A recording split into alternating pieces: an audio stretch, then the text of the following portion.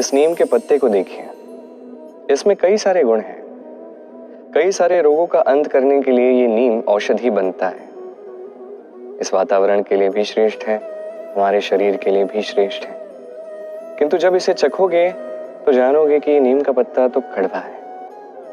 अब नीम का ये पत्ता कड़वा है, क्या ये बुरी बात है? तो कड़वा होना बुरी बात है? देखिए, नीम कड़वा है, इसमें उसका कोई दोष नहीं है।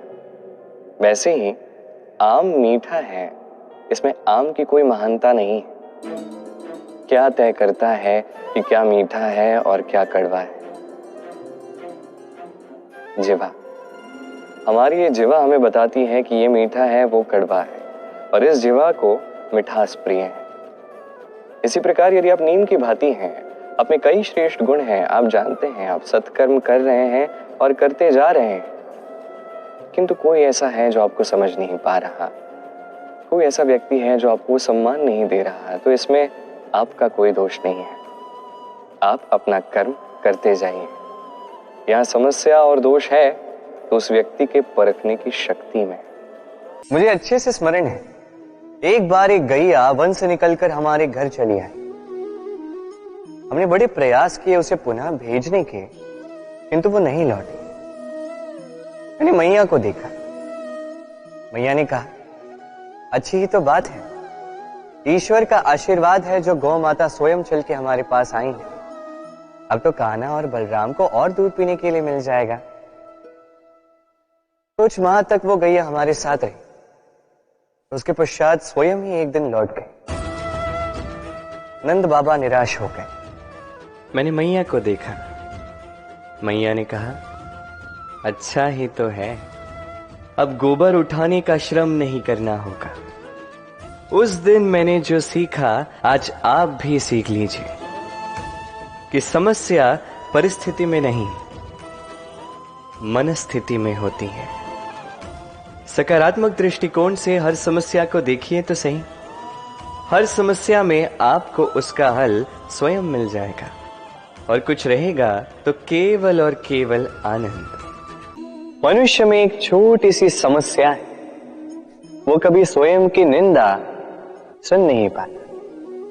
यदि कोई उसके विषय में कुछ बुरा कहे, सह नहीं पाता। सदैव भयभीत रहता है कि ये जो चार लोग हैं कहीं मेरे विषय में बुरा ना सोचे। और यदि उसे पता लग जाए कि कोई उसके पीठ पीछे उसकी बुराई कर रहा है तो दुखी हो जाता है। अब क्या इस कारण से स्वयं को दुखी कर लेना उचित है? कदापि नहीं। क्योंकि सबसे पहली बात जो आपको स्मरण रखनी, यदि कोई आपकी पीठ पीछे बुराई करता है, वो पहले ही आपसे 2 कदम पीछे है ना। ईर्ष्यावश आपके विषय में सारी बातें कर सकता है, किंतु यदि ऐसा नहीं, यदि वो सत्य कह रहे हैं तो सर्वप्रथम अपनी भूलों को समझे, उस सत्य को समझे और निकाल फेंके इन अवगुणों को, और फिर देखिए आप उनसे 2 कदम और आगे बढ़ जाए। क्योंकि ये जीवन रथ ये आगे देखकर चलाया जाता है, पीछे देखकर नहीं। तो ये पीछे देखना छोड़ दीजिए। जो वर्तमान है इसे देखें, इसे जी। जो भविष्य है, जो आपका लक्ष्य है, उसे साध। ये मुद्रा, अब सोचिए ये हमारा जीवन है। अब इसमें सुख और दुख, इस मुद्रा के, इस जीवन के 2 पहलू। किंतु हम जब भी ईश्वर से प्रार्थना करते हैं सदैव सुख ही मांगते हैं, और ये सुख आता भी, और सुख आते ही व्यक्ति सर्वप्रथम उनको भूल जाता है जो दुख में उसके साथी।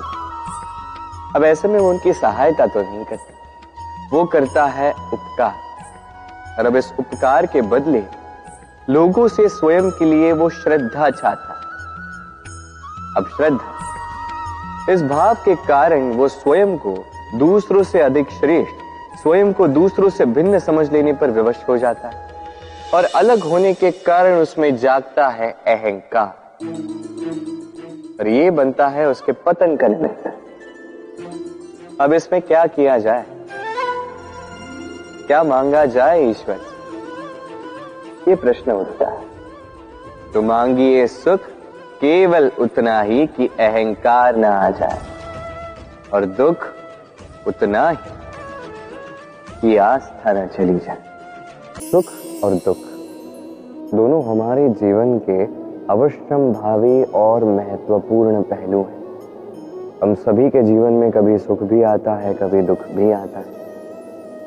हम सदैव सोचते हैं कि कैसे हमें सुख पाना है, कैसे हमें दुख से दूर रहना है, और इस जीवन में जो भी घटित होता है उसे हम सुख और दुख के मापदंडों पर ही तोलते हैं। अब इसमें छोटा सा अंतर है। पहले समझते हैं कि सुखी व्यक्ति कौन है। सुखी व्यक्ति वो है जो अपने जीवन में अपने कर्मों का आकलन करता है, उनका अनुसरण करता है, वो क्या कर रहा है वो समझता है, और यदि उसमें कोई दोष हो, कोई कमियां हो, तो उसे सुधारते हुए चला जाता है, इसलिए वो सुखी रहता है। वही दूसरा व्यक्ति जो दुखी है वो क्या करता है, वो स्वयं पर नहीं दूसरों पर दृष्टि बनाए रखता है कि वो क्या कर रहे हैं, उनके कर्म क्या है। वो दूसरों की निंदा करता है, उनकी सफलता से ईर्ष्या का अनुभव करता है, क्रोधित होता है, उन्हें रोकने का प्रयास करता है, इसीलिए तो वो दुखी रहता है। इस संसार में कई सारे ऐसे व्यक्ति हैं जो इसलिए दुखी नहीं हैं क्योंकि उनके जीवन में दुख है, वो इसलिए दुखी हैं क्योंकि दूसरों के जीवन में अधिक सुख है।